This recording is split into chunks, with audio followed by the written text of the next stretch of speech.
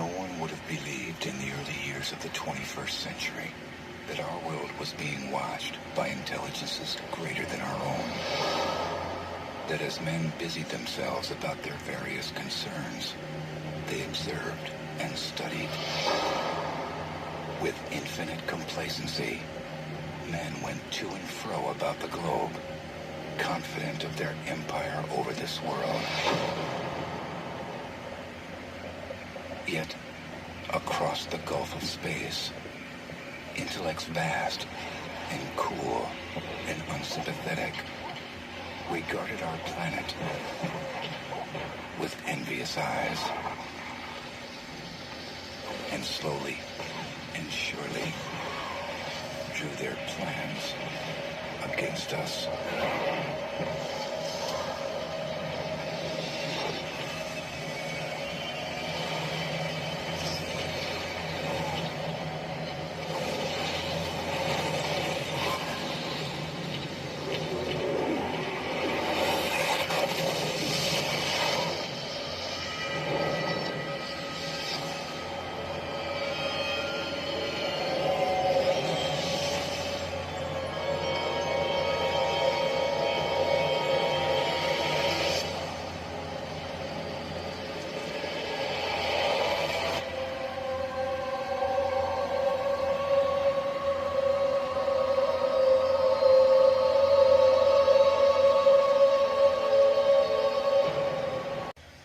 I love that trailer and all, but I gotta interject about the way that the trailer ends, with all the people coming out of their houses and just looking at the sky like, oh, it's beautiful, it's amazing, and it's just like, yeah, it's amazing, but if I'm seeing something like that in the sky, and it looks like it's very, very deadly and serious, I'm getting the hell out of here. I'm getting the hell out of there. I'm not looking at this and going like, oh, it's beautiful, and then just everybody dies because they're just too stupid to run.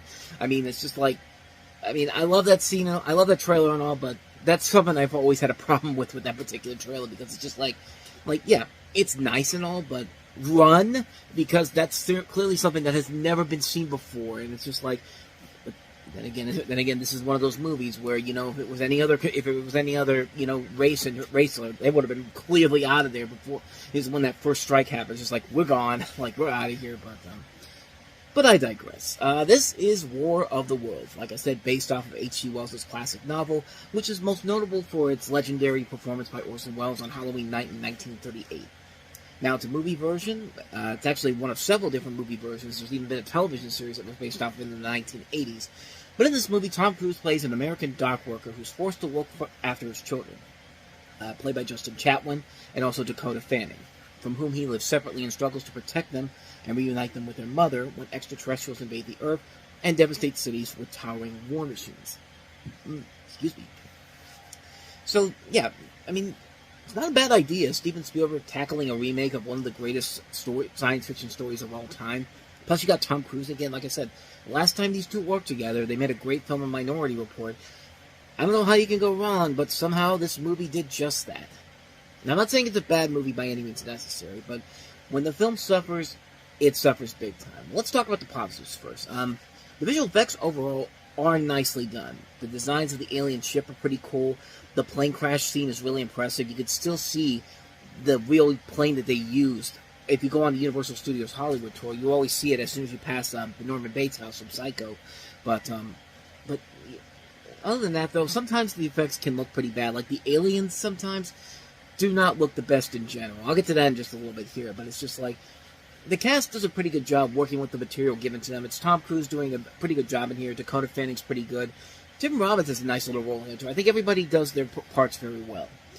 Where the film begins to take its inevitable downfall starts with the story department, and the story itself is pretty generic and bland. And while the original film's release of the aliens was a nice little twist that kind of came out of nowhere, when they reveal the aliens in here, it's literally just like, that's it. I mean, these are the most generic-looking aliens, and I mean, it's not even funny, man. I mean, Steven Spielberg, you are better than this, man. You created one of the most memorable alien characters of all time, and you can't make these aliens look unique and stylish on their own? Like it literally is the generic alien design that you've seen done over and over again, and it's not even that cool looking. Once you see the aliens in full on the big screen in full force, it completely takes you out of the movie almost immediately, and it's just like, it just hurts the film in the long run. Like, it's a movie that's just okay. I'll give it that. It's a movie that is just okay.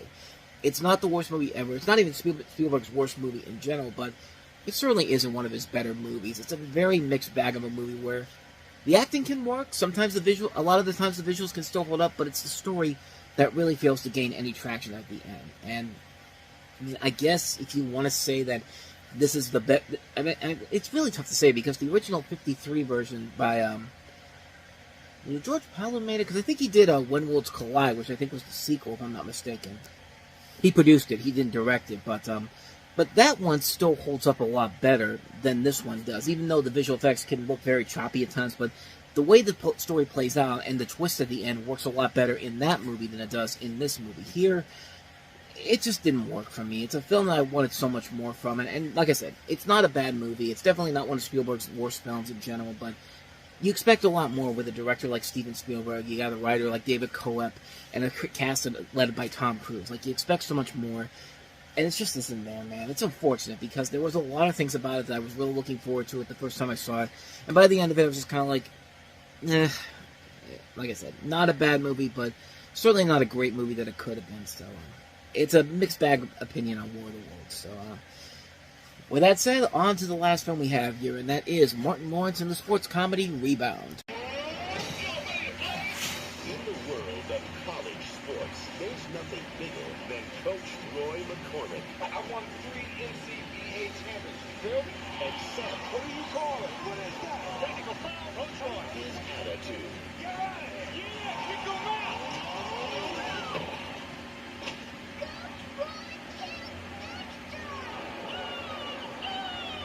You're officially banned, Coach. You want to ban me? No, I'm banning you.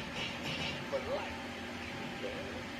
Now, Can I please have your autograph? to get back to the top. Wait, that's my car. That was your car. It's part of your endorsement deal, and that's been terminated. I still think you're great. You'll have to return to the middle. It's your old school. Oh, how mighty fun. You're telling me Coach Roy wants to coach your home. Can I get the pump? Coach Roy lost his first game today in the Cutthroat Middle School Division.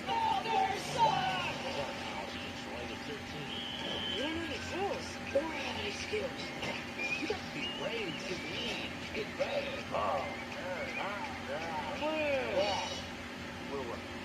From 20th Century Fox. Good boy, shaking him off. He's just got here feeling a chance. Plus his ass when he got tagged. But he doesn't know that yet.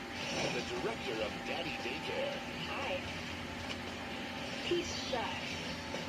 Who's your friend? They don't have the discipline. Is that a girl on your team? Girls can't play basketball. Somebody get guys. They don't have the skills. Guys, keep your hands up out there. You know what? Hands up. Oh,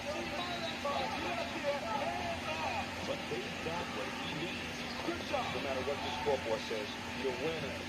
To bounce back. You know mine. I found a group of kids and they made me better than I ever was. Martin Lawrence. Look out here. Thank you for this game we're about to receive, because we got to get up in there. Rebound. Give me some shake and bake, baby. You know?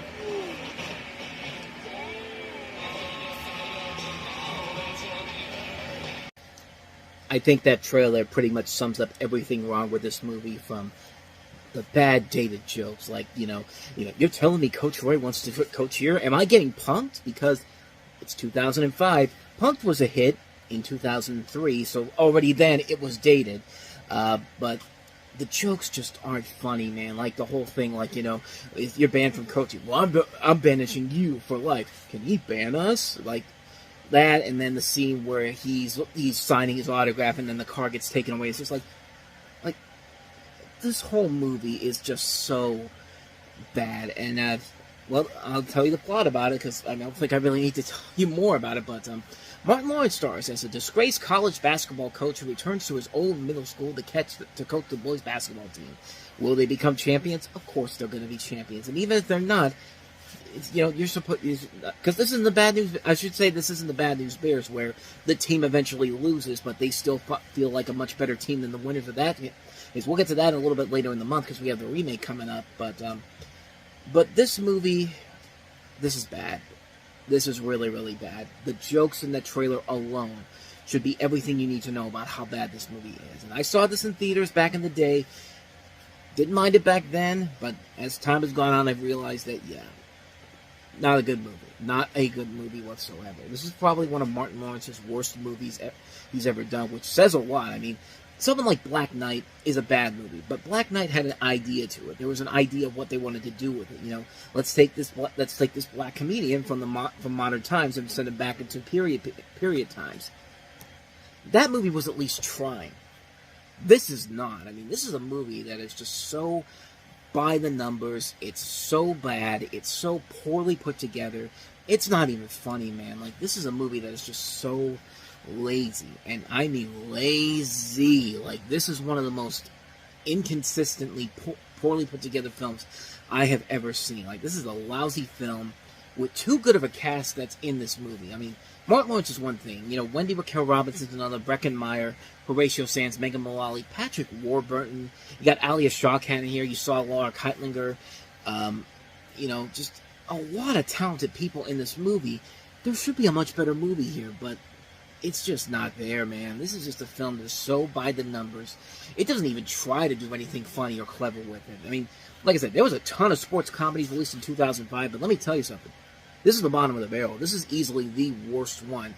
Even a movie like The Ringer, with Johnny Knoxville having to tend to be retarded, you know, to get into the Special Olympics. I mean, that sounds like the worst idea ever. And yet that movie has more enjoyable factors to it than anything in this movie. I mean, that movie, we'll get to that at the end of the year, but that one's one of those movies that should not work, and yet somehow it does. This one, no. Not even close. It's just poorly put together. It's a film that is so lazy in so many different levels. Like, there's much better sports comedies that came out that year are much better. Kicking and Screaming. The Bad News Bears remake we'll get to. The Longest Yard, which we talked about a couple weeks ago. Just so many better movies out there than this garbage right here. And this is garbage. Like, this is a lazy film. And for Martin Lawrence, this is up there with some of his worst movies he's ever made. I would say it's probably his worst film ever, but then again, we haven't gotten the College Road Trip yet. But that's one I've never seen before, so I have to get ready to look at that one when we get to 2008. But I'm sure that will be up there high on the list, if not worse than this, but we'll get to that when we get to that level. But yeah, this movie is pretty bad. Avoid it like the plague. Not good. Rebound. Not a good movie at all.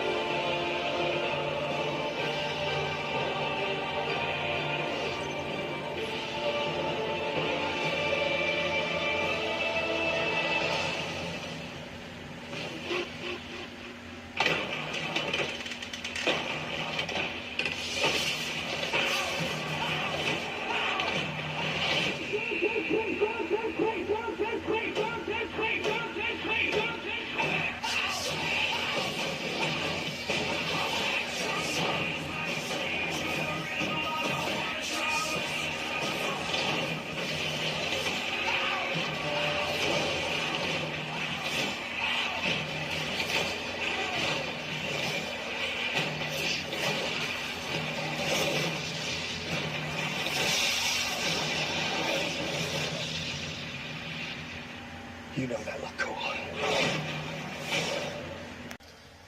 Yeah, that may have looked cool. The movie, not so much. But at least it was better than the 94 movie, and I guess it's still the best Fantastic Four film we have. But then again, like I said at the end of the last show, Fantastic Four, the reboot from Marvel Studios, comes out next year, so likely it won't be that for too much longer. But was this movie worth it? Well, we have the story of Reed Richards, played by Ewan Grufford, who's a brilliant but timid and bankrupt scientist who's convinced that evolution can be triggered by clouds of cosmic energy, and has calculated that Earth is going to pass one of these clouds soon. Together with his friend and partner, the gruff yet gentle astronaut muscleman Ben Grimm, played by Michael Chiklis, Reed convinces his conceited MIT classmate Dr. Victor Von Doom, played by Julian McMahon, now CEO of his own enterprise, to allow him access to his privately owned space station. Von Doom agrees in exchange for control over the experiment and a majority of the profits for whatever benefits it brings. He thus brings along Sue Storm, played by Jessica Alba, her shy, though sort of chief genetics researcher and a former lover of Reed's, whom she had an acrimonious breakup, and her diametrically opposed brother, Johnny, played by Chris Evans, the maverick and hot-headed playboy pilot. The astronauts make it home intact, however, before long they begin to mutate, developing strange and amazing powers as a result of their exposure to the cloud. A lot of people really hate this movie. It's considered by many as one of Marvel's worst movies in general, but again, I wrote this review that I'm telling you about before we got the Fantastic movie, and yeah, that movie takes the cake right now. You know, people like the late RMAC21, you know, he did a video on his DVD collection and said this was one of those movies that made him almost give up on superhero movies because of how bad it really was, but, I mean, I don't know. I don't think it was really that bad at all. I don't love it. I just think it's kind of forgettable. I mean, it's a movie where the biggest problem is that it gets way too cartoonish and comedic for its own good. When you look at the X-Men, Spider-Man, or even the Iron Man movies, they have funny moments, but at the same time, they balance out the comedy and the action so they can steer away into one or the other. Here's just going for some comedy and some really, really bad comedy, like 2.5 Men style comedy, where you're just waiting for a laugh track to appear so you know when to laugh, even when what's on screen is not really funny at all. The casting overall is a very mixed bag. Ian Grufford and Jessica Alba are just so bland and uninspired as Reed and Sue. They bring absolutely nothing to the roles at all, except Jessica Alba's Sue Storm, because, you know, there's got to be a scene where she's got to get naked and take her clothes off because she can be invisible, and then the invisibility's got to wear off. Look, she's naked. PG-13. Like, that's the only reason that she's in this movie, pretty much. In the second film, too, because they do it in that. And that got a PG rating, too, which is baffling to me, but, Julian McMahon, playing Von Doom, he's a lame superhero who really has no evil plan on him, just to destroy the Fantastic Four. Like, at least Willem Dafoe's Norman Osborn in the Spider-Man movies was completely over the top, and the fact that Dafoe's over-the-top performance made it somewhat watchable. At least he was trying. Doom in this movie is so lazily done, and so Saturday morning cartoonish. You can't take this guy seriously at all. And with a name like Von Doom, you pretty much have set his future up in the long run. Like, I don't think I'm going to go to a bakery and see something called Von Doom's Bakery and be like, yeah, this seems on the nose. I'll go inside and see what he's got in there. Some diabolical shit's going on in there. But, on the plus side, I thought Chris Evans and Michael Chiklis were the best things in the movie. Johnny Storm and The Thing.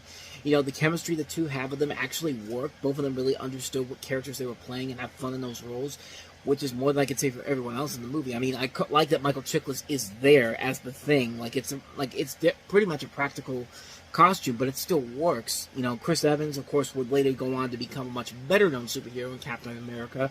But he even got a reprieve recently in Deadpool and Wolverine, which just came out not too long ago as I'm recording this. But I also think the problem with this comes in the director, too. This is Tim Story, who directed stuff like Barbershop, Think Like a Man, and Taxi. We just looked at that movie not too long ago.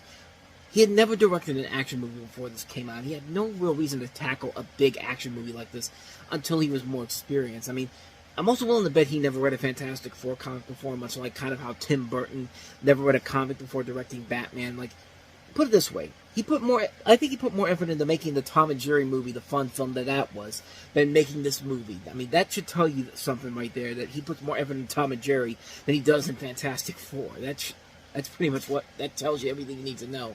Like, the action sequences, I think, are nicely done. The final fight scene, though, pretty disappointing when you really think about it. The CG effects are pretty bad. I mean, like, you look at it nowadays, and it's just like, yeah, this does not hold up well at all. The music literally feels like they were taking the score from Lethal Weapon in some spots, especially in the theme for the Fantastic Four. It's just like, why of all things you gotta rip off Lethal Weapon of all things? And there's a really lame, tacked-on end scene in the credits, like, one of the cheapest ploys for a sequel ever, because we can't really kill Dr. Doom. I mean, why would we want to do that? Because, like, he's the main bad guy for the Fantastic Four. Like, okay, well, I'm sure the Fantastic Four have other villains they could face besides Von Doom, and the way they do it in this is just so lazy.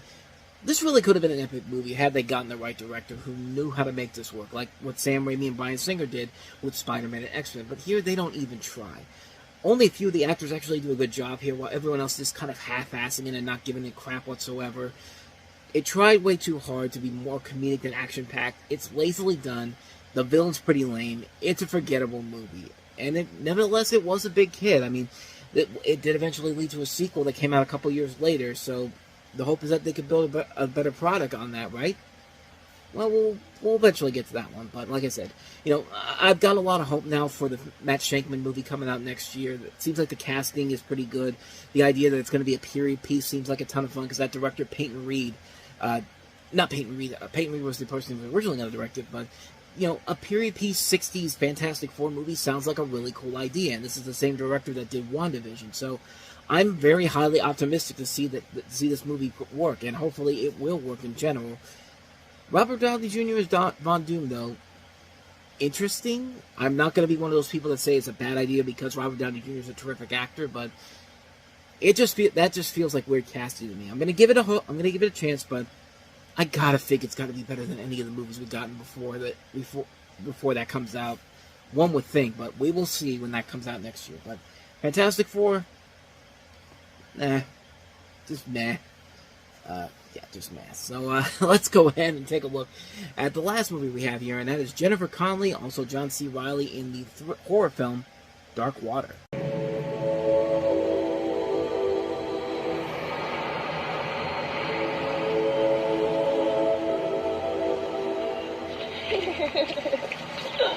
I think we picked the perfect place to live. Just perfect. We have so much unpacking to do. You're gonna love it up here. We're 2 blocks from the school, which is one of the best in the city. And wait, sweetie, don't run, don't run.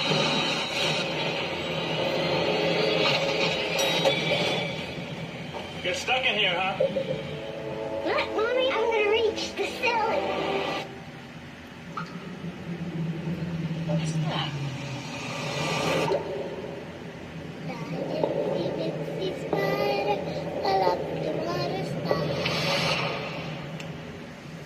There's a leak in my bedroom ceiling. I can hear that there's someone running water upstairs. Did you say upstairs? There hasn't been anyone up there for years.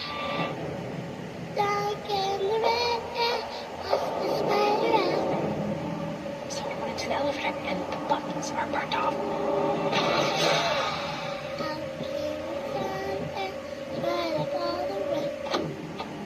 Why was the door open? It was locked. Someone else opened it. Hello?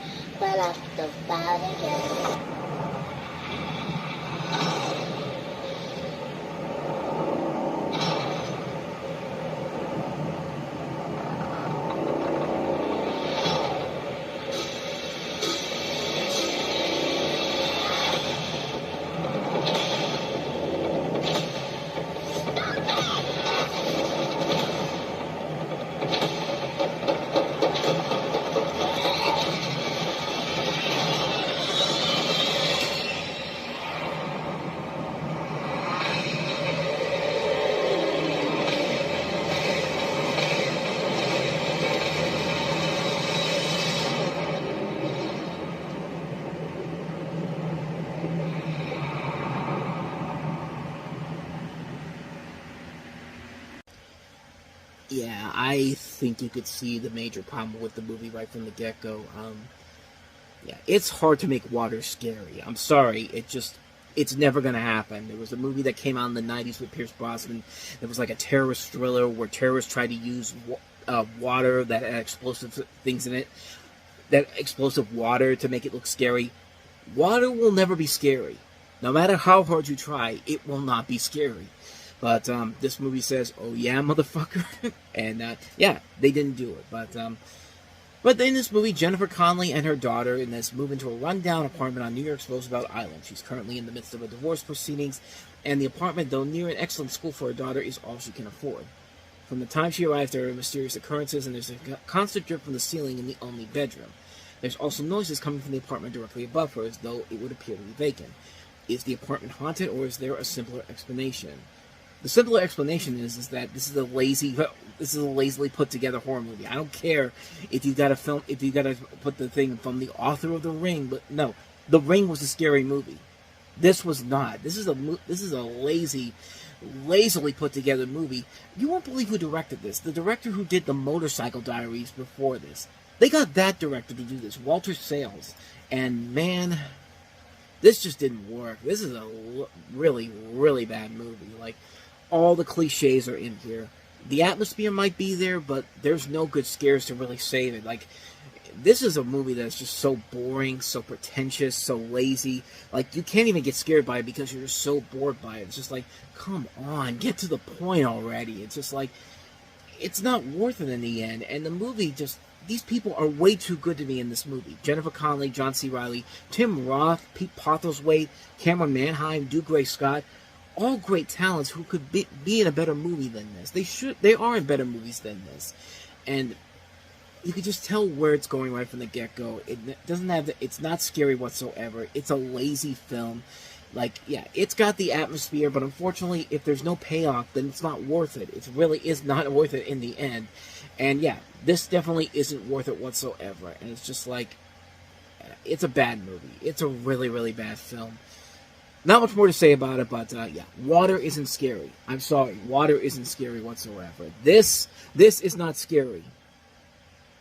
I know this is Diet Pepsi, but just pretend it's water, okay? It's not. It's such a bad joke, I'm coughing it out of me. But the point I'm trying to make here is that water is not scary. So, yeah, that's pretty much all I got to say about that one. Dark Water.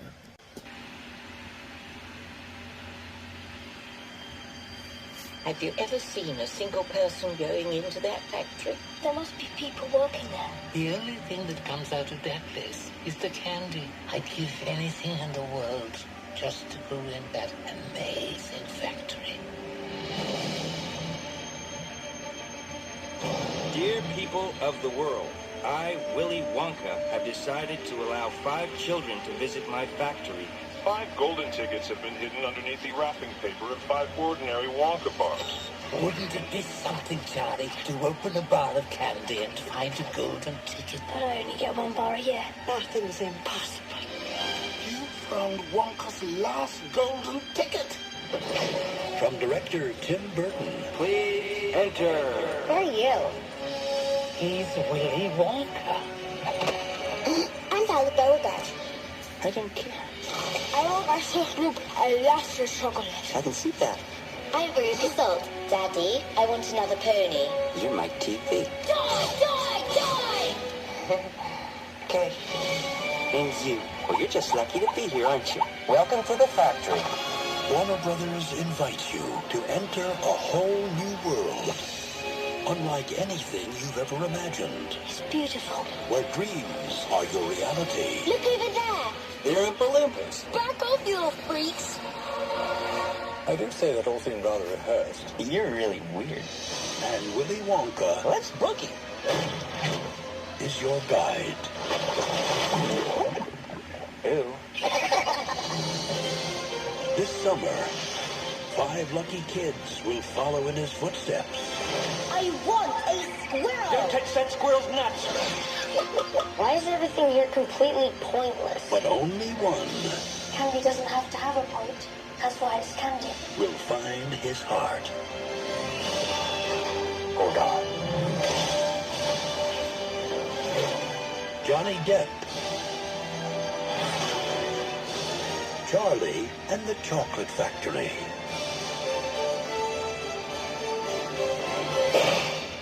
Wow. I mean, this is just straightforward, the same story as Willy Wonka and the Chocolate Factory, except it's literally based off the book that's literally called Charlie and the Chocolate Factory, unlike that movie, which was Willy Wonka and the Chocolate Factory.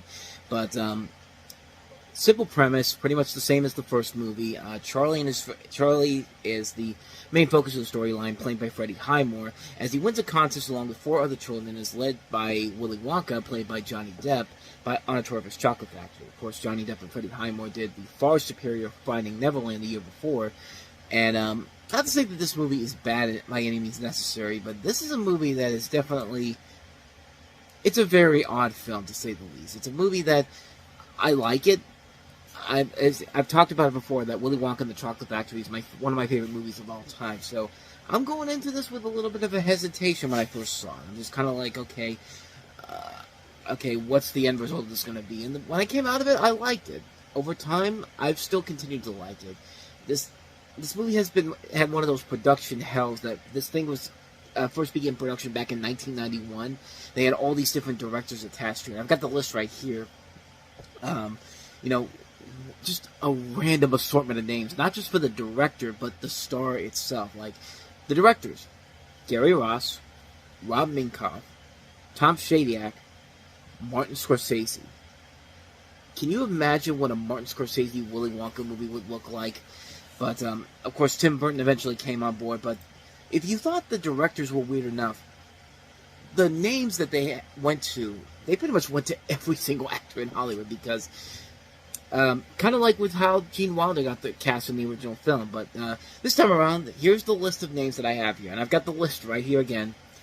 Bill Murray, Christopher Walken, Steve Martin, Robin Williams, Nicolas Cage, Jim Carrey, Michael Keaton, Robert De Niro, Brad Pitt, Will Smith, Mike Myers, Ben Stiller, Leslie Nielsen, John Cleese, Eric Idle, Michael Palin, Patrick Stewart, Adam Sandler, Dustin Hoffman, Marilyn Manson.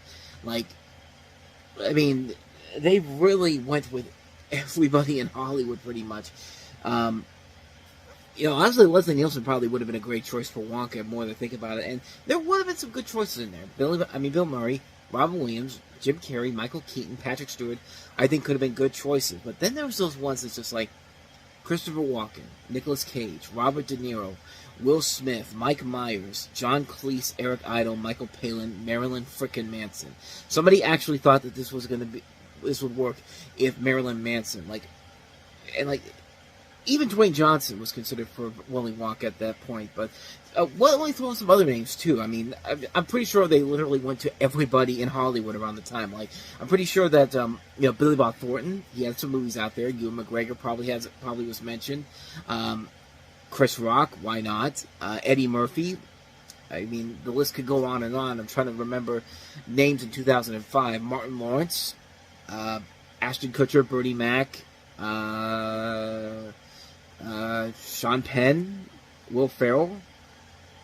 I mean, really, they went to a number of different names for this movie in general, but they chose Johnny Depp. And you know what?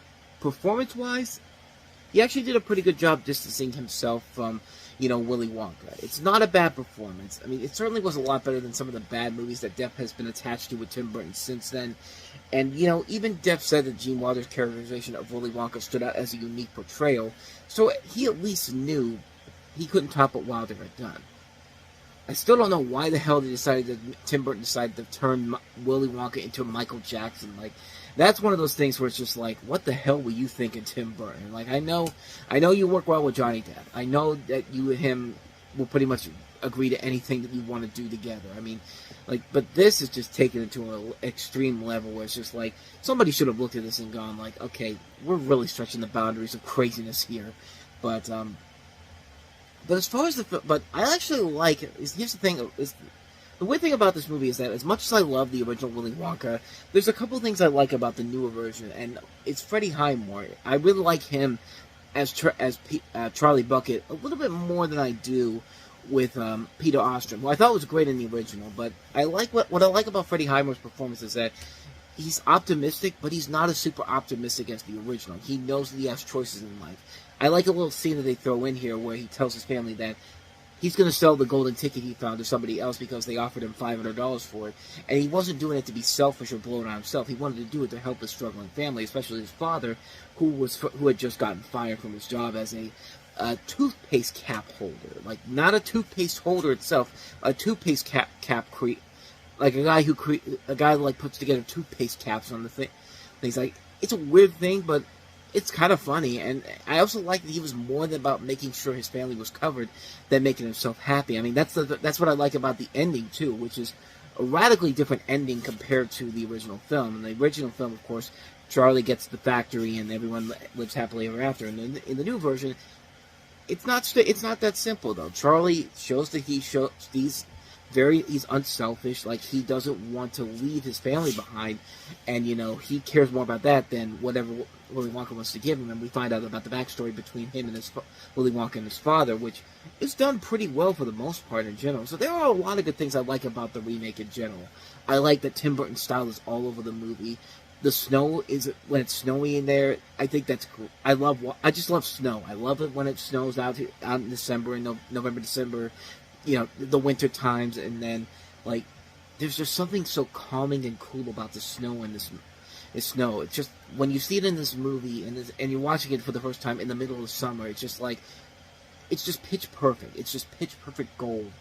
And the visual effects, the visual effects are pretty good sometimes. They do have the benefit of using CG, so they can make people like the Oompa Loompas come more to life with the technological advancements of today.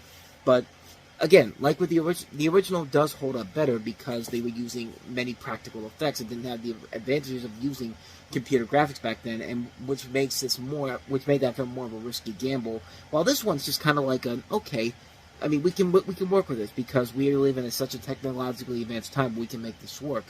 Like, my overall thoughts on the movie is that it's okay. It's nothing compared to the original. Johnny Depp's Willy Wonka works overall, but I think his Michael Jackson look to him really kind of takes you out of the film right from the get-go. The introduction of the kids is very much way too truncated down. I mean, it took the original film like almost half an hour to introduce all the other kid characters that are going to be in the chocolate factory with Charlie. Meanwhile, in this movie, they just cut it down to half that time, and it's not as engaging or as exciting in general. It's also very mean-spirited too, and it does end on a note where it is. I like the risk they took with it. I think it is very well done overall. The overall story, I think, tries a little bit too hard. There are definitely a lot of points where you can tell that they're spending way too much time on several points of the storyline, such as the backstory of Willy Wonka, which, again, as much as I don't like how truncated down the kids are introduced, I do like that they give them credit. I give them credit for speeding up those backstories of the kids because, let's be honest, we really already know these kids already. But the thing that I actually got to give them credit for, which I think is a little bit of a cop out, but I kind of laughed a little bit, was what actually happened to the kids afterwards. Like, I mean, it's one of the downfalls of this movie because the brilliance of the first film is that you never saw what happened to the kids in the original, so it's left to your imagination what kind of hell they went to. But because, it's more, because we live in such a PC world, we have to tone everything down for the kiddies, and we can't be dark, but, we have to dumb it down for them, and it doesn't mean anything like what we see happen to the kids here. Like, I like some of the ideas they have, but at the same time, I just love the idea that these kids in the original were being bad, and they paid the consequences and were never heard from again. And it's just a dark concept in general, which I think is kind of fun. But, I mean, even in that movie, had the great tunnel scene. This one has a tunnel scene that is so bland and so generic, too. Like, I give them credit for trying to do some different things with it, but most of the time, it just doesn't really work in the overall scheme of things with the entire film. One of the very positive things I'll give the movie credit for is the great music by Danny Elfman, but then again, it's not hard to do. The set designs overall are very good. It's a very flawed remake. And it's certainly not one of Burton's worst movies, but it's definitely in that category of stuff like, Dumbo or Alice in Wonderland, where there are brief flashes of promise here and there, but the overall finished product is just mostly a mixed bag in general. And, I would definitely say this is the better of those three films I mentioned, but nothing will ever top the original film. The original was just a classic on so many levels, and this is a solidly made remake, but definitely one that I wouldn't say is up anywhere near close to the original film. I certainly enjoy it more than Wonka, which I know is blasphemy from me, but I'm sorry, Wonka was not a good movie to me, so. Alright, so I took in about 10 minutes talking about Charlie and the Chocolate Factory. Let's take a look at the other big new release of the weekend. That's Owen Wilson and Vince Vaughn in Wedding Crashers. Two people will come together to celebrate the sanctity of marriage. It's wedding season, kid. Crashing weddings. We are going to have tons and tons of opportunities to meet gorgeous ladies that are so aroused by the thought of marriage that they'll throw their inhibitions to the wind. And who's going to be there to catch them? Grab that net and catch that beautiful butterfly, pal. Who are we this time? Lou Epstein, what's your Chuck Schwartz? Sanjay Collins? Chuck Vindaloo? Seamus O'Toole. Bobby O'Shea. I'm ready to get drunk. Okay, so what angle are we going to play here? I'm going to go with the balloon animal display. I'm going to dance with the little flower girl. I might be a charter member of Oprah's book club. It's all deadly. Owen Wilson. You know how they say we only use 10% of our brains? I think we only use 10% of our hearts. Vince Vaughn. Tattoo in the lower back. Might as well be a bullseye. With Christopher Walken.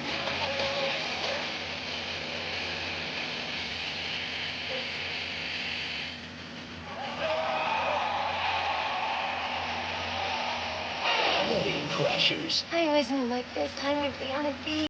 First time? We're gonna be so happy together. I love you. So before we get into anything else, I just gotta say, Isla Fisher in this movie she's the big breakout star of the film. I mean, she is absolutely hilarious in this movie, and it just made me appreciate her more when I saw her in this movie for the first time. And she's gone on to have a solidly put together film career in general. A couple of hits, a couple misses and hits here and there, but I really liked her as an actress ever since I saw her in this movie. I mean, she really is a ton of fun in this movie. In fact, everybody in this movie is very good. Kind of like with Charlie and the Chocolate Factory, I think the trailer kind of explains it for you. You have two divorce mediators, played by Owen Wilson and Vince Vaughn, who crash weddings and attempt to meet and seduce women. And they go to this one wedding where they go to see the wedding of the eldest daughter of the U.S. Secretary of Treasury, played by Christopher Walken. And he's got these two daughters, played by Rachel McAdams and Isla Fisher, and Rachel McAdams is dating this guy, played by Bradley Cooper, pre-Hangover. And you have Jane Seymour in there as his wife, and it just leads to hilarity and hijinks overall.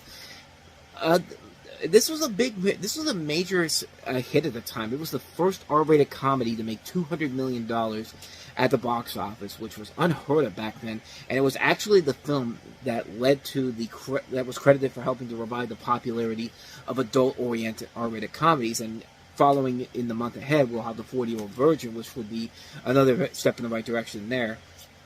This is a really good movie. It's a really fun film in general. It does have that massive third act breakup scene that it takes up way too much of the plot, and it just goes on forever and ever. And easily you could have taken that out, thrown that away, and you would have had a really damn good movie that would have been one of the greatest comedies ever. But as it is, it's a really good movie. Vince Vaughn and Owen Wilson are very funny. Christopher Walken and Jane Seymour have some great moments in here. Bradley Cooper is a great little antagonist in here.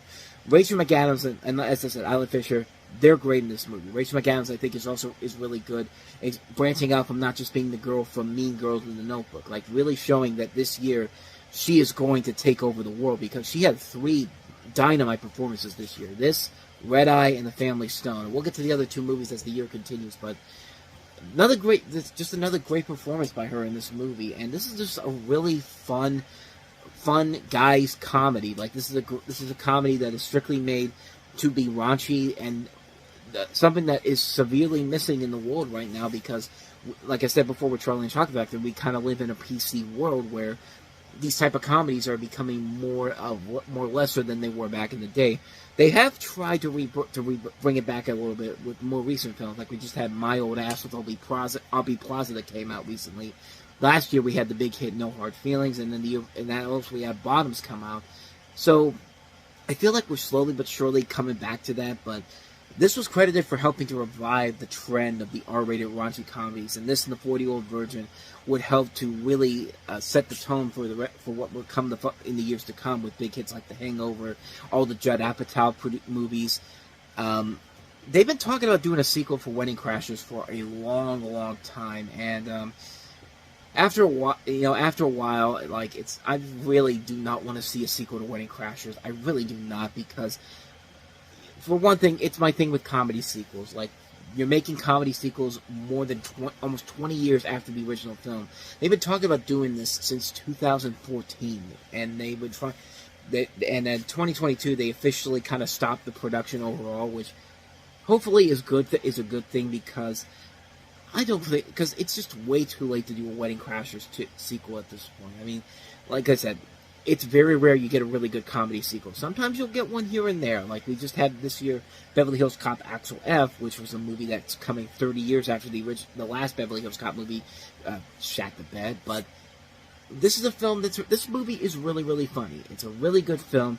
If they had taken that third act breakup part out of the movie or at least trim it down much more than they did, I would say that this is a really good movie, a really great film overall. But as it is, it is a really good movie. It's a lot of fun, great actors all around, very funny stuff in it. Just a fun, raunchy comedy, and one that really helps to rejuvenate the raunchy comedy as a whole. If you haven't seen it and you like raunchy comedies of the olden days, Wedding Crashers definitely is one you should see.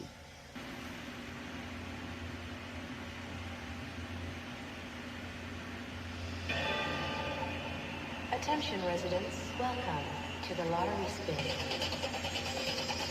Jordan to Delta, you're moving out to the island. Transported to the world's last paradise. I think they're gonna kill you. I'm going to the island. There is no island! Come on! Stop right there! 2 of our products have escaped. Run! Don't run! Do not let him get away!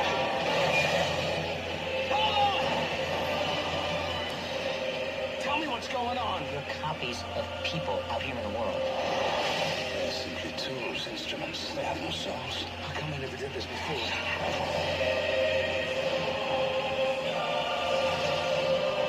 People will do anything to survive.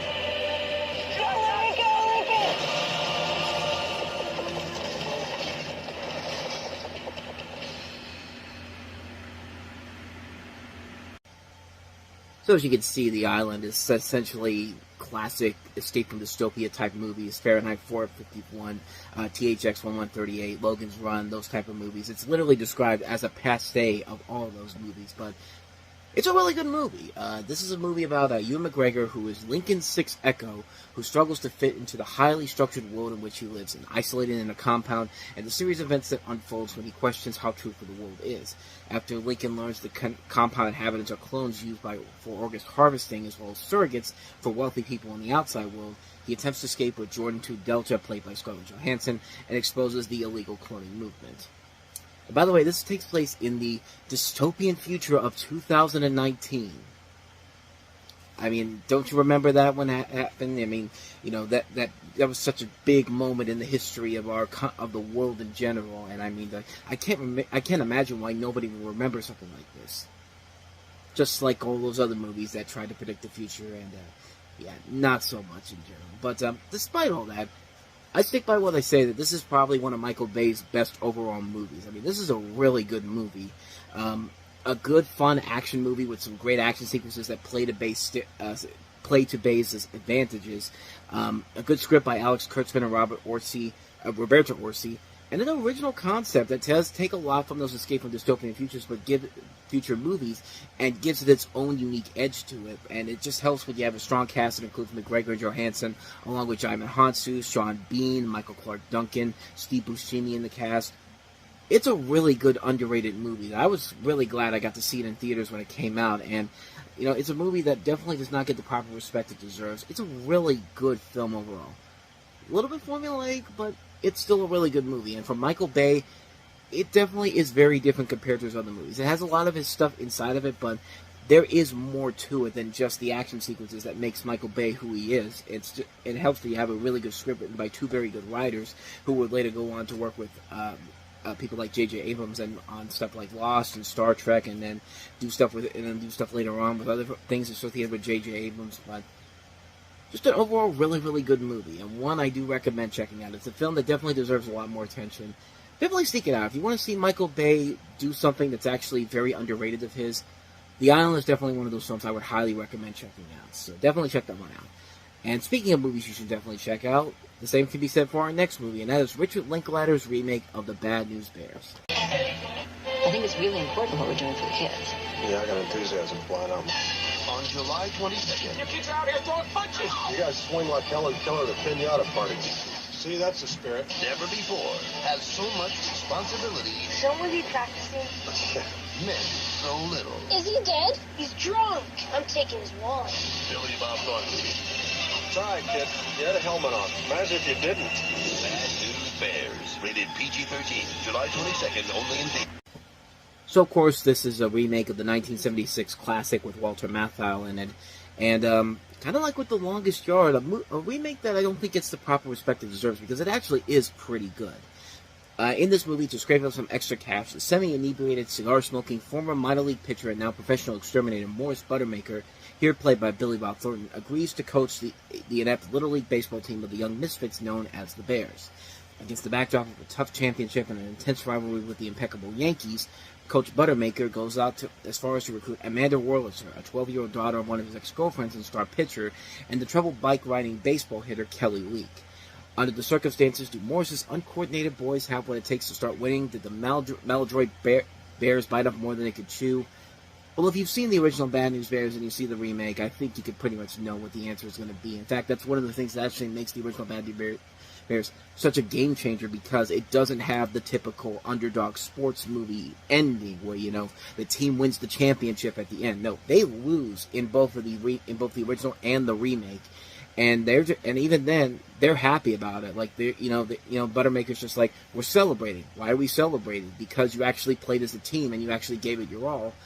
And it's a really good, hard lesson about life. Like, sometimes you don't win the big championships, but you know what? You came together as a team in the end. You did the best you could, and that's all you really needed. And I like that. I like that the original and the remake do that. And I think that's something that's very, very good about both movies. I do really like this one a lot. Kind of like with The Longest Yard, though, it's really hard to top the original film, and I think they do a pretty good job with the remake. It's definitely strengthened on the performance of Billy Bob Thornton as Buttermaker, where you look at the trailers and you think it's just going to be Bad Santa meets Bad News Bears, which technically it's kind of true, but Billy Bob Thornton just made that character work so well in Bad Santa, and bringing it into this movie, not quite as raunchy as it is in here, but it is definitely a raunchier movie than the first film. I mean, the person who convinces Buttermaker to coach the team was played by a guy in the original, and now it's a woman played by Marcia Gay Harden. And I got the feeling that they did that so they can have a scene where, Buttermaker and Marcia Gay Harden have a scene where they end up spending the night together, doing making whoopee, if you will, for the kids out there. And that would be very, very weird if they did that in the '76 version, But Billy Bob Thornton is really good, and it is kind of an interesting approach for Richard Linklater to take this direction, seeing him do a mainstream remake like this, even though he had success 2 years prior with his first mainstream movie, School of Rock. And it kind of makes you wonder what his incredible Mr. Lincoln remake would have looked like, because he was attached to do that at one point. But then again, when you have bad CG, trying to make the actor the big star of your movie in CG with a fish face, it's not going to look good. Look up the Jim Carrey's test footage, and you'll see exactly what the hell I'm talking about. But as far as the rest of the film goes, it's pretty much a by-the-notes remake of the original film, with a few modern exceptions and a few more raunchier scenes to get to the PG-13 rating. But other than that, it's just the original Bad News Bears all over again, which I'm glad with that. I like what they did with it. And when it comes to the Bad News Bears, like I said, nothing tops the original film. Believe it or not, I've never seen the 2 sequels or the TV series that came after the first movie. I've only seen the original Bad News Bears and the remake. I've never seen the sequels. I've never seen the TV series. I probably should get around to at least seeing the sequels at least, because honestly, I've never had a real reason to go check out the sequels in general. Nobody's ever said, excuse me, had a burp there.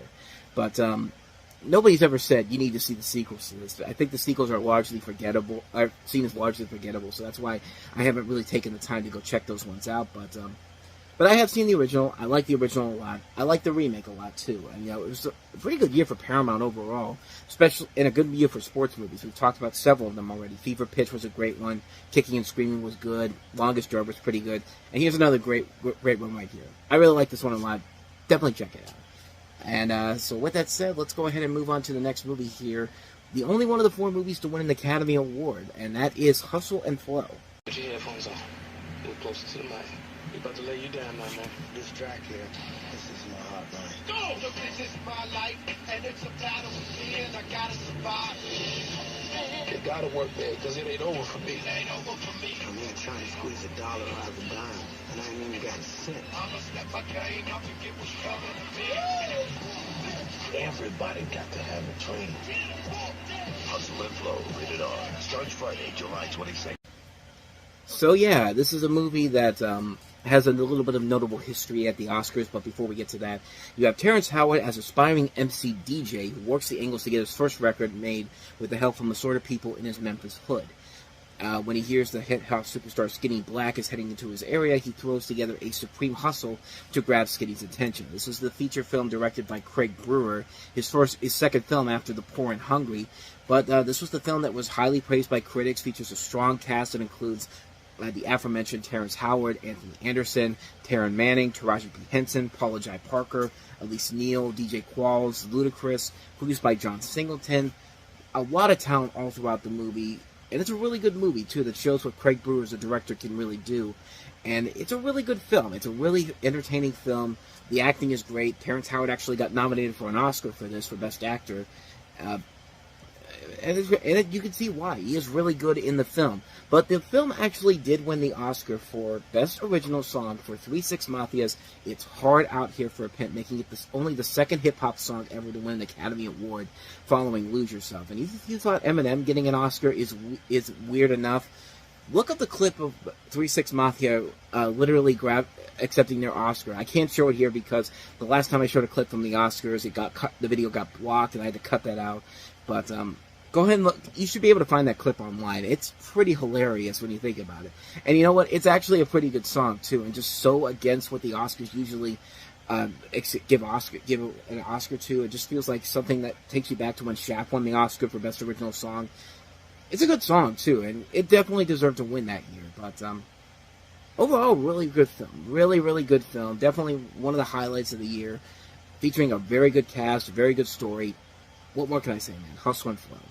So with that said, let us move on to the last film we have here, and that's Rob Zombie's The Devil's Rejects.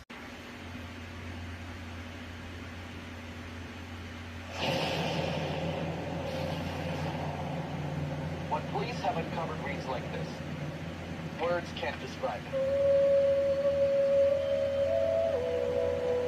Are we here? We are playing on a level that most will never see. You want to start the killing? Let's start it right here.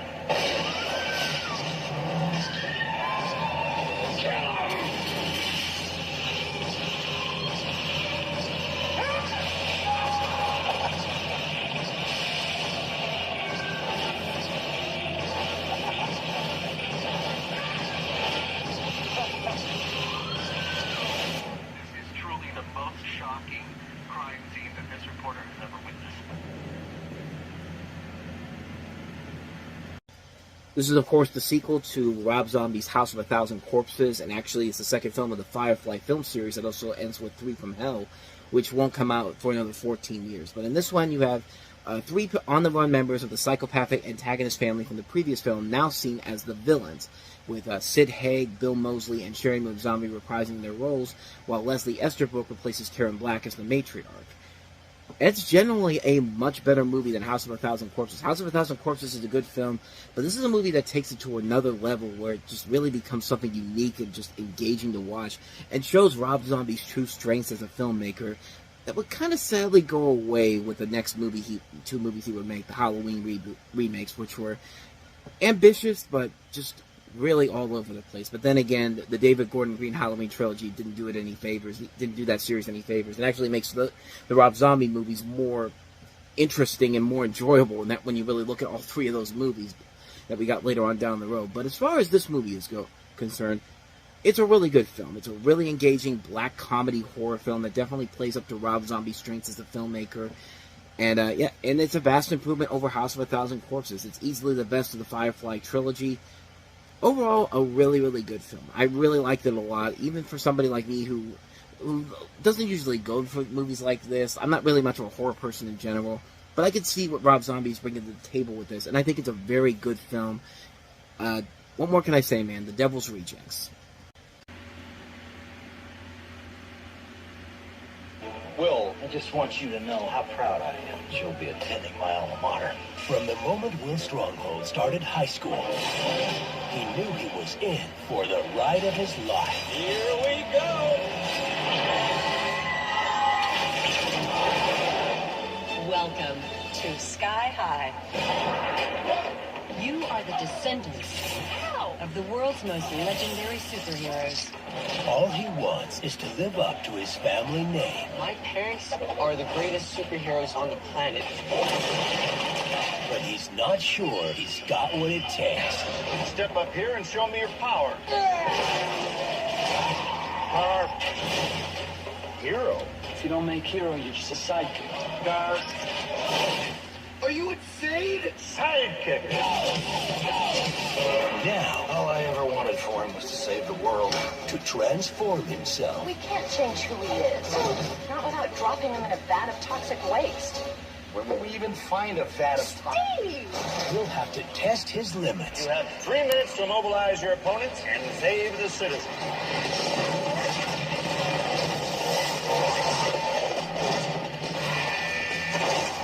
Remember when we used to use real citizens? Yes. And unleash the hero within. He's strong. So strong?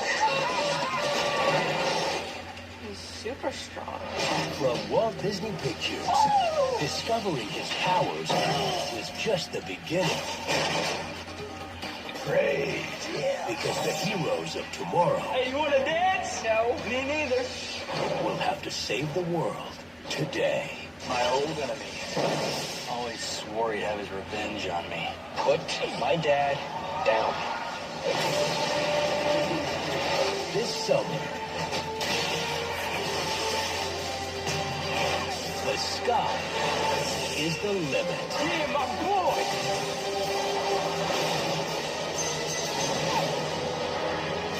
Sky high. My boy has super strength. Come here. Ow! Sorry. Ow! You are strong! I mean, yeah, talk about a movie that literally came out of nowhere. I mean, the big summer movie for Disney, you know, was going to be Herbie Fully Loaded, and that film kind of came and went, and they put this out there, and nobody really expected a whole lot from it, but of all the live-action Disney movies that came out in 2005, except for the one at the very end of the year, The Chronicles of Narnia, which we'll eventually get to, this was one of the biggest hits for them in terms of live-action films in general, and a film that really did come out of nowhere, but it's a really good movie, and it follows this kid named Will Stronghold, played by Michael Angarano. I believe I got that name right. The son of 2 superheroes, played by Kurt Russell and Kelly Preston, who were enrolled in an airborne high school for teenage superheroes where his powers kick in. He must deal with the growing distance from his old friends, a threat from a mysterious supervillain, and getting the goal of his dreams. You also have Mary Elizabeth Winstead, Daniel Panabaker, Bruce Campbell, Dave Foley in the film.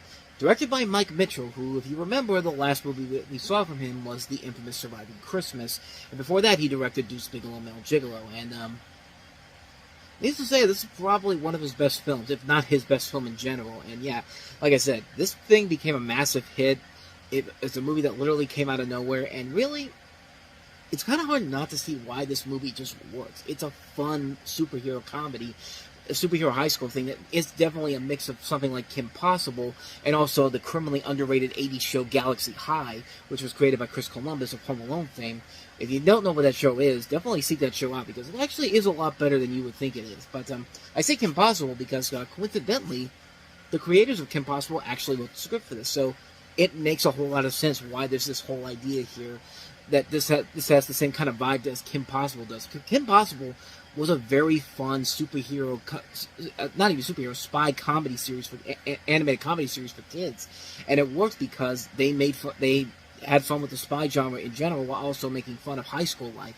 And they do the same thing here. This time, take out the spy element and put in superheroes, and it's a really fun movie that knows it can be silly. It can be really silly when it needs to, but it knows it needs to have a little bit of an edge to it. It kind of reminds me of like a more fun version of X-Men before Disney eventually bought Marvel and eventually X-Men. And it's just a really fun film overall. The visuals are very fun to look at. You could tell it's like watching a live-action comic book movie, the way the shots are handled. Shelley Johnson did the cinematography for this.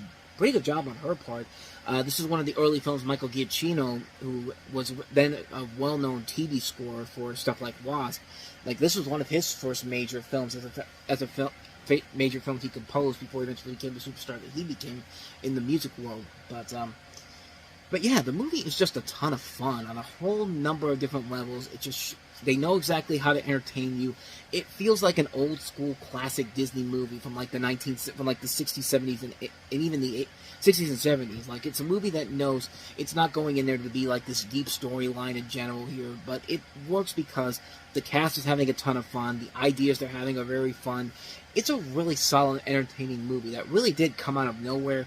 I didn't even know if I was even going to like it when I first saw it, but I was really blown away by how much I really enjoyed this film. It was definitely one of the biggest surprises of that summer for sure. And one you should definitely check out. I do recommend it highly, Sky High.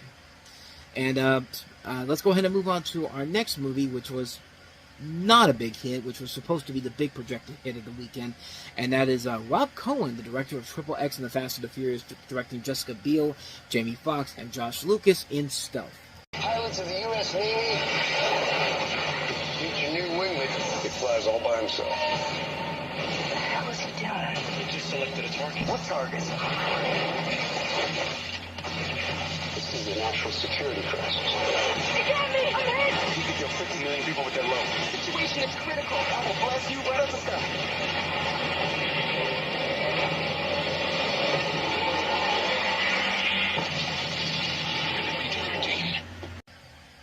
So wait a minute. You're telling me to fear the sky, although Sky High told me the sky is the limit. I mean, make up your mind, commercials. Tell me what I should do about the sky. Should I fear it? Should I say the sky's the limit? Like, you're making it too confusing for me. But then again, this movie I'm talking about here is a very confusing movie. This is Stealth, and this follows Josh Lucas, Jessica Biel, and Jamie Foxx as 3 top fighter pilots as they join a project to develop an automated robotic stealth aircraft. So, essentially, AI taking over the military, taking over this aircraft, and causing World War III pretty much. I mean, this is literally that type of a film. And yeah, this film was not very good. And in fact, it's one of those movies Sony had in 2005 where they were trying to, sell it on the sex appeal of the stars. You got Jessica Biel and Josh Lucas in this one. Later in the year, you'll have Into the Blue with Paul Walker and Jessica Alba, which was also a major flop. In fact, of all the movies Sony had in 2005, this was the biggest flop of them all. They had a really bad year in terms of financial disasters. Films like XXX State of the Union, which we already talked about, Bewitched, which I thought was a good movie, Rent, Zathura, Into the Blue, Man of the House, Lords of Dogtown, another great movie there, but a lot of flops, and, Sony was just in a bad spot. But it doesn't help when you have a movie that's literally the equivalent of XXX, because it is the same director who made it, and Rob Cohen himself unfavorably compared it to his other 2 movies, saying that Fast and Furious can be what it is as a story, but in the end it was a fun summer ride, which, okay, I'll go with that. XXX was a fun summer ride. Again, I'll agree with that as well. Stealth was not fun. It was not as entertaining moment to moment as the other 2 have been, and what I think you need for a movie in the summer. And again, he makes a lot of good points from it, and, it's just not a very good movie. It feels like a watered-down Michael Bay movie. It was the Michael Bay movie that everyone thought The Island was going to be. The Island ended up being the far superior movie that was Michael Bay based in this did. But the film itself is just really, really bad. There's just so many moments in this that don't make a whole lot of sense. The action sequences are not engaging whatsoever. It's like they tried to make a Top Gun movie mixing in with HAL 9000 from 2001, which could be fun, but it's just not there, man. This is just a movie that's just so mishandled, misinterpreted in so many different levels. It's a boring movie that doesn't have anything of value to it whatsoever. The script is bad. It feels like a film that's just trying to appeal to the teens, and just a colossal misfire on so many levels. It's no wonder why this movie bombed. And it nearly destroyed the careers of the 3 main stars in general. I know Jamie Foxx had just won the Oscar the year before, but it was a movie that had his name attached to it. I mean, he was obviously he's the biggest name of it because he had just won the Oscar the year before, but at the same time, it's just like it's just a movie that just really could have destroyed these careers in general. And for Jessica Biel, it pretty much kind of ended her film career pretty much, because she didn't take as many big roles after this movie. I mean, there was a couple here and there, but nothing as significant as what she was doing before this. This was a film that really cut a damper into her career. But of course, Jamie Foxx rebounded later in the year with Jarhead. Josh Lucas, whatever, hit the following year with Glory Road. So not everybody came out of it badly bruised by it. I mean, hell, Evan Moss-Bacharach is in this movie, and of course you know him now from The Bear, and now he's the Thing in Fantastic Four, the new Fantastic Four movie. So his career's good. His career's fine. Everyone else will be fine in this. But yeah, the movie is just, it's garbage. It's garbage film. Yeah, avoid it like the plague. So not much more to say about that one. So let's go ahead and move on to our next movie, and that is Diane Lane and John Cusack in the romantic comedy Must Love Dogs. Recipes. You know, for an extra 75 cents, you can get 2 breasts, 2 thighs, and a wing. We got 100 recipes here. You can always cook them up, freeze them, and... Look, I'm divorced, okay? I eat alone, usually standing over the sink. I don't want a bunch of chicken hanging around. This is an intervention, Sarah. A beautiful girl like you can't just give up your life after divorce, you know. I went online and put your profile on perfectmatch.com. Mate shopping. Yeah, it's kind of like going online to buy a pair of pants. Except there's going to be a guy in them. I've been on 17 first dates this year. No second dates.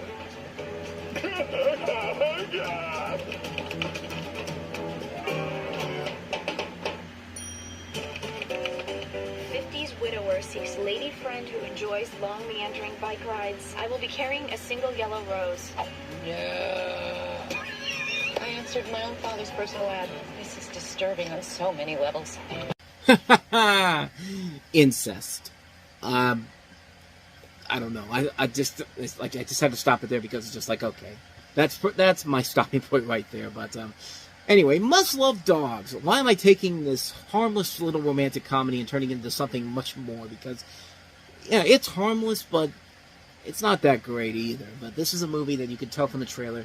It's focusing on Diane Lane's struggle with divorce and meeting new people afterwards. And of course, she falls for John Cusack, who answers her personal ad on perfectmatch.com, and the romance blossoms from there. And I'll give it this: the casting overall really is the one thing that's holding the movie together, but everything else is just really just kind of mediocre and bland. Like I said, the comedy's not that great.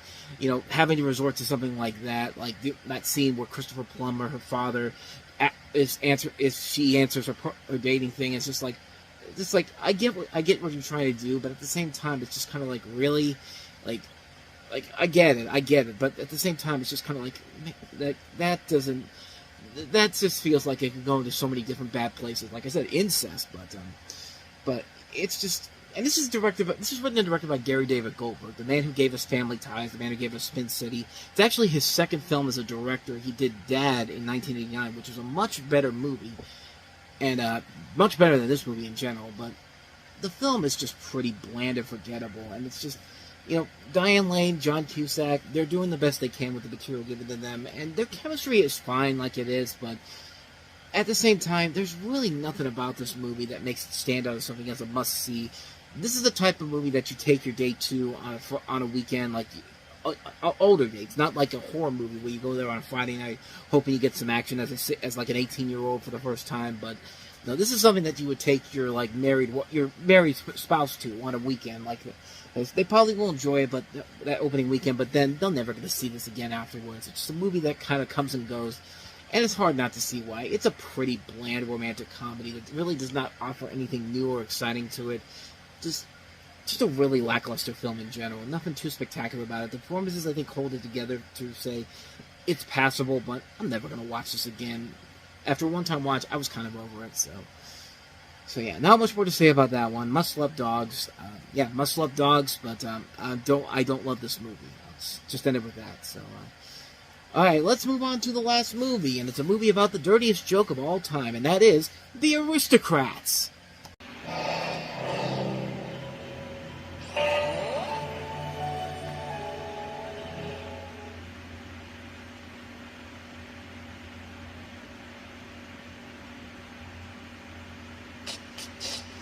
Guy goes into a talent agent's office and says, I have the greatest act in the world. It's a family act. And the agent goes, well, what do you people do? The world has changed, you know. Shockability has gone to a whole other level. I do like to play with people's little danger zones.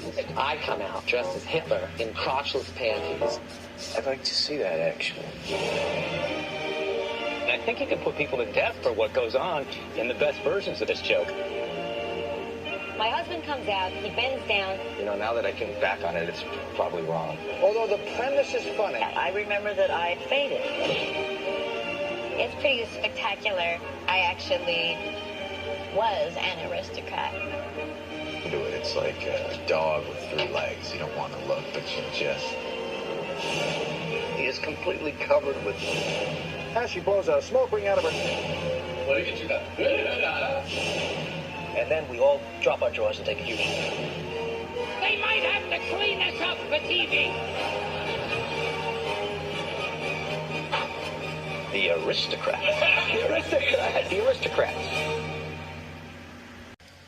All this over one joke, and it's the story here is that comedy veterans and co-creators Penn Jillette and Paul Provenza capitalize on their insider status and invite over 100 of their closest friends who happen to be some of the biggest names in Hollywood, from George Carlin, Whoopi Goldberg, Drew Carey, to Gilbert Gottfried, Bob Saget, Paul Reiser, Sarah Silverman, to reminisce, analyze, and deconstruct and deliver their own versions of the world's dirtiest joke, an old burlesque too extreme to be performed in public called The Aristocrats. And watching that trailer again and seeing all those names of people who are sadly no longer with us, you see, Phyllis Diller in there, George Carlin, Richard Lewis, Gilbert Gottfried, of course, Carrie Fisher, Susie Essman's still here, but there's a lot of names in this movie. They go all over the comedy world here. They even go to the animated world by having the kids from South Park doing the joke, and it's just a movie about saying, let's do this joke in our various ways, and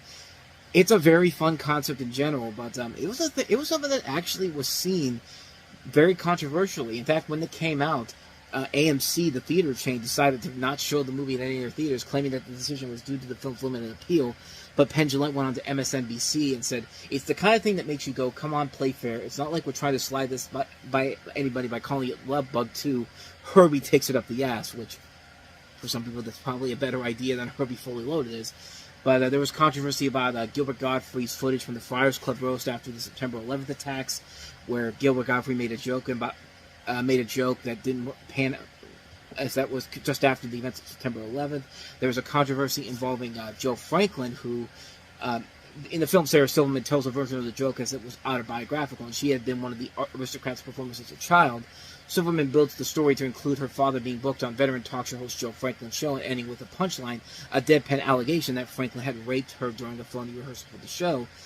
And Franklin jokes that he had been successful lately because he sued Silverman because of that, because he did eventually sue her for that. And so there's just a lot of jokes in this, a lot of versions of this dirty joke that just, you wouldn't think you'd get a whole lot from it, but man, they do a pretty good job at it, and it is fun to see all these different these different comedic legends telling their own spinning version of this joke in general, and it's pretty fascinating and very incredible to look at, and it's just one of those documentaries that's just so fun, seeing all these big names in here. And it was actually a movie dedicated to Johnny Carson, who had passed away at the beginning of the month, because he said that The Aristocrats was his favorite joke. Yeah, it's a really funny movie, man. It's a really good movie that shows a lot of these different versions of this joke in general from all these different comedic points of view, and it just works very well in general. I think it's a very fun film, and if you like some dirty humor, this is the movie for you. So I do recommend it. Check it out, The Aristocrat. The Aristocats. What's wrong with me? It's hard for me to think about this now without thinking of the Disney movie with the cats in it. But no, it's The Aristocrats. C-R-A-T-S. Aristocrats. Now imagine if Disney had made a movie called The Aristocrats. That would have been something. I'll give them that.